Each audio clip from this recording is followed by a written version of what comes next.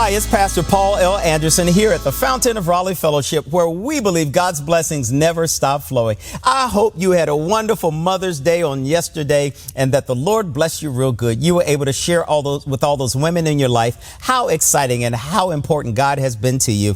And congratulations again to all of those of you who graduated. Congratulations again to our oldest son, Paul Anderson II. May God bless you and all the others. Today on this marvelous Monday, I invite you to look with me into Philippians, the first chapter, verses 3 through 11, the New Living Translation of the stated text. Here we find out that Paul gives thanksgiving in prayer. You know, he does something that is so powerful as he writes to the church of Philippi.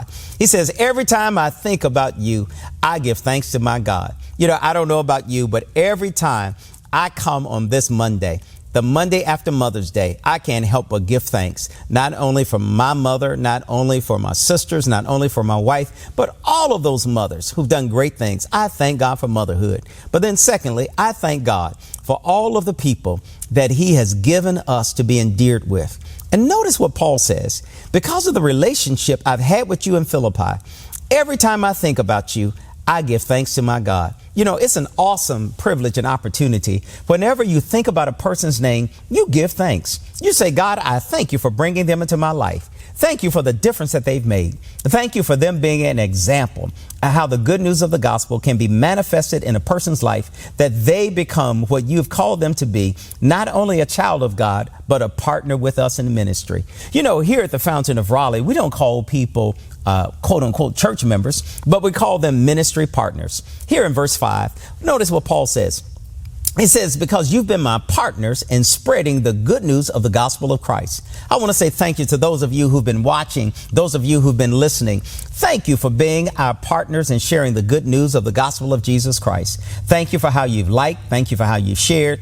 And thank you how you continuously post those great things and blessings that God has given to us, that we might articulate them not only to you, but you might share with others. It says in verse 6, I'm certain that my God, who's begun a great work in you, will continue until the day that Christ returns. You know, he gives them God's thanks because he knows that God is still working on them. It's important for all of us to know that God is still working on us. We are not complete. It does not yet appear what we shall be, but when he appears, then we'll know that we've been changed. All of us can see the physical changes that we've had, and that happens as age progresses, how sometimes things begin to change with our quote unquote, our physical body. But he is talking about how I have seen the change in your life, how God is bringing about revolution, how God has given them a special place in his heart because of their endeared relationship and the favor that God has given to them.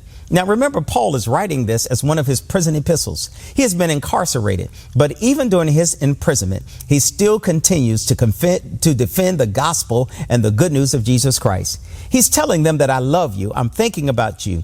Even though I find myself locked in, I am still not locked out. You know, that's a powerful principle. Sometimes you and I might feel that we're confined in the space, in a geographical location. But we must ever be reminded there's no limitations in sharing the good news of God, especially with this social media that we have in place. We can share the good news of the gospel to everybody that we meet, no matter where our limited geographical location is. It goes all over the world.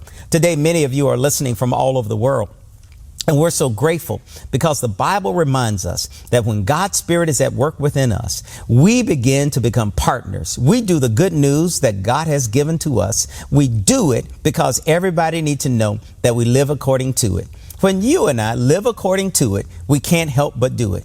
Paul says, I'm filled with the fruit of the salvation that God has given to us, and now I see it manifested in you.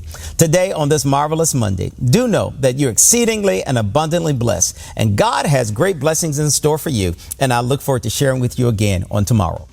To sow a seed to the Fountain of Raleigh Fellowship, visit our newly redesigned website, thefountainofraleigh.org, and select Sow a Seed from the homepage. Also, giving has been made easier with the new Fountain of Raleigh app, available now in the Apple App Store and Google Play Store. Download today, select Giving from the main menu, and then follow the directions to complete your giving through Subsplash. Thank you so very much for all of your gifts and donations that you've given to the Fountain of Raleigh Fellowship. We thank you for what you've done in the past, what you're currently doing, and what you will do in the future. Your gifts and donations helps us to spread the gospel of Jesus Christ, not only locally, but throughout the world. Thank you again for your gifts, and may God continue to richly bless you. It is here at the Fountain that we believe that we are exceedingly and abundantly blessed, and may you receive those blessings that God has in store for you.